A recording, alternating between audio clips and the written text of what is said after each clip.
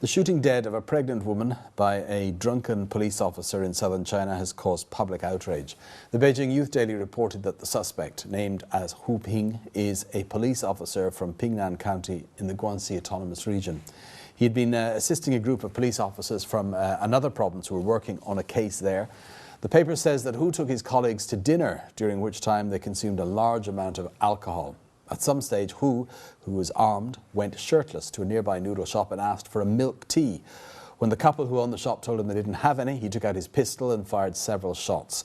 One hit the male owner, Cai Shiyong, in the collarbone, but he survived. However, his pregnant wife, Wu Ying, was hit in the head and stomach and died along with her unborn baby. Initially, police said Hu was on duty when he used his gun in a brawl. However, he's now been formally arrested and 6 local superiors have been dismissed. According to the South China Morning Post, just 2 years ago, another police officer in the region shot a colleague dead and injured passers-by, again at a lunch or a dinner. And earlier this year, a drunken off-duty police officer in Henan province threw an infant to the ground. The child survived but was quite badly injured. To find out what net users are saying about this latest incident and these other incidents, let's join our researcher Esther Dang in the newsroom. So Esther, you've been following what's being said on social networks. Can you tell us first what you're hearing about this particular case in Guangxi? Well, as you can imagine, fierce condemnation from net users generally.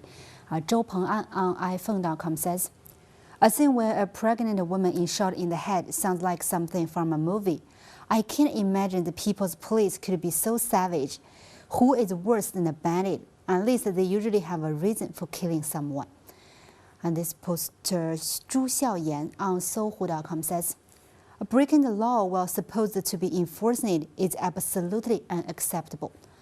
While a poster from Beijing relates this to a previous incident you mentioned. A police threw a baby to the ground. Police kill a pregnant woman. This all leaves me speechless.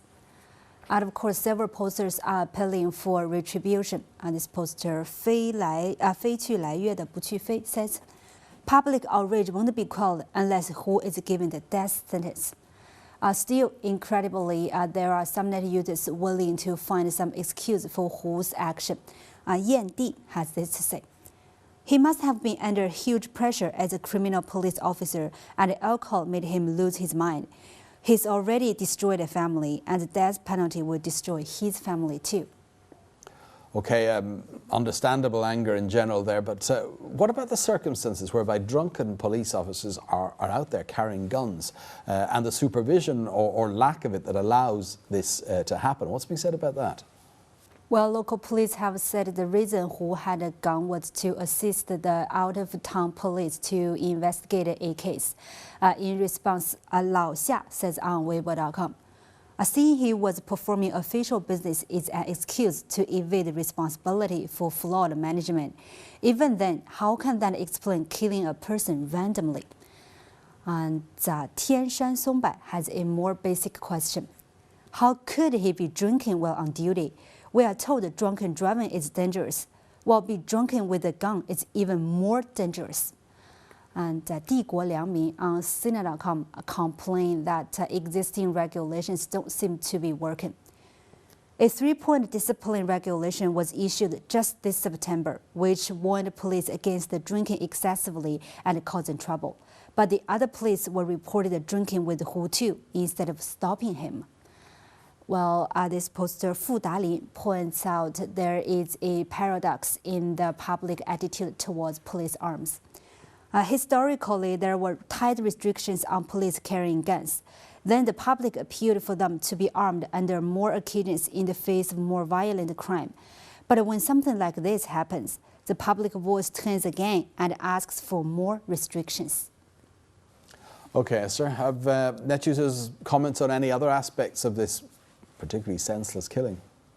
Well, yes. Many feel rather than just focusing on guns and alcohol, the quality of police officers has to be looked at too, as this poster on QQ.com remarks.